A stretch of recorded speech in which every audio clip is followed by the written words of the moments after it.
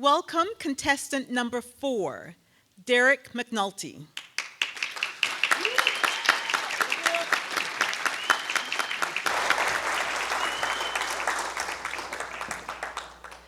Derek McNulty, The Accidental Epiphany. The Accidental Epiphany. Derek McNulty.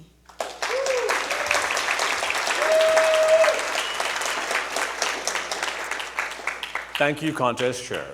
You're welcome.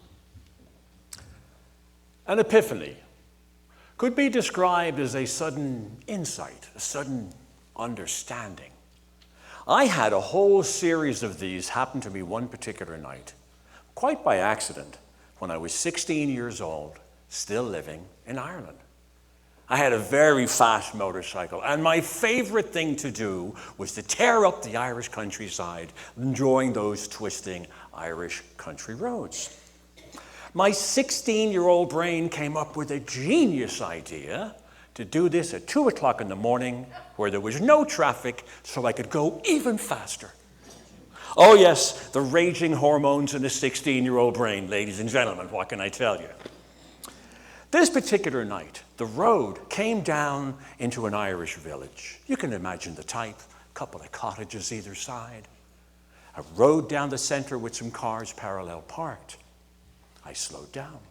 I looked around. No one was milling about. My plan was going perfectly. It's time to accelerate. 40, 50, 60 miles an hour up the main street. Unbeknownst to me, sitting, oh, so innocently, by the side of the road was a Volkswagen minivan. And the second I get there, this thing springs into life, pulls out, and does a U-turn right in front of me. For anyone who has been the unfortunate recipient of severe physical trauma, you can attest when I say that pain doesn't come out right away. Your body goes into shock. My 16-year-old self knew this, so I'm bracing for the pain, and the pain doesn't come. And I'm bracing for the pain, and the pain doesn't come, and I start to realize, oh my God, I died.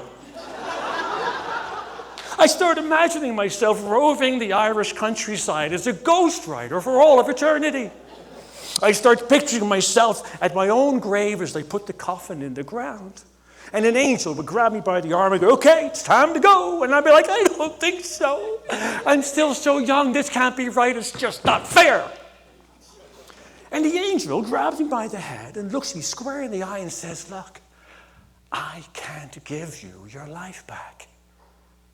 But seeing the terror and the confusion in my eyes, the angel then says, I'll tell you what, I'll give you 5 more minutes. Where do you want to go? I'm thinking, oh my God, 5 more minutes, where do I want to go? Where would you guys want to go? Who would you want to spend it with? Of all the majesty and glory that life has to offer, what do you want to endure for another 5 minutes? You know, as I look out among all of these great speech writers and speech givers, what's your last 5-minute speech? What wisdom would you want to impart onto the world? It was during this contemplation that I had an epiphany. The first one, Occam's razor. Occam's razor states that the simplest solution is the most likely solution. In this case, solution A. I have died, and I'm now negotiating a speech with the angels. Option B, I'm not feeling any pain because I was going so fast, I skimmed past the front of that van just in time, and I'm alive.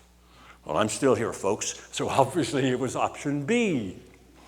But there is nothing like a near-death experience to snap you out of it. And in that moment, I decided I wasn't going to waste another moment of my life. I started to look at all of the experiences that life can provide, and I decided I'm going to live them all. And then I stopped myself. Wait, all of them? I almost died having one of them. Maybe not all experiences should be on the table. But then again, having no experiences, well, that's just not living at all, is it? I came to the conclusion the best way to live life is to live an intentional life. An intentional life is where you decide what it is that matters most to you, and you endeavor to live that way every day. And if you're not sure what that is for you, think back to what you were going to do with 5 more minutes. Therein lies the truth. When we live an intentional life, we get to be more authentic. We get to be more sincere. We get to live our truth. Now, I understand that for some people, you might be a little apprehensive because it takes a certain bravery. It takes a certain courage. In fact, it takes fearlessness. When I realized that, all of a sudden I saw life, the word life. Hidden inside the word life is the key to life itself. It's an acronym. L, live your life. I, do it intentionally. F, be fearless. When you live fearlessly and intentionally, you get to be so authentic, you ride your power. You get to be so sincere, you get to be seen, heard, and appreciated for who you are. Life is a mirror. What a beautiful mirror to put out to the world, allowing other people the permission to also be brave and courageous and sincere and authentic, so they too get to be seen, heard, and appreciated for who they are. It brings me to the last letter in the word life, E. E for everyone. When we live by these simple principles, I, L, live your life. I do it intentionally. F, I do it fearlessly. And E, I include everybody. We create this beautiful mirror that when everyone comes together, we do it in harmony. Thank you very much. Contest go.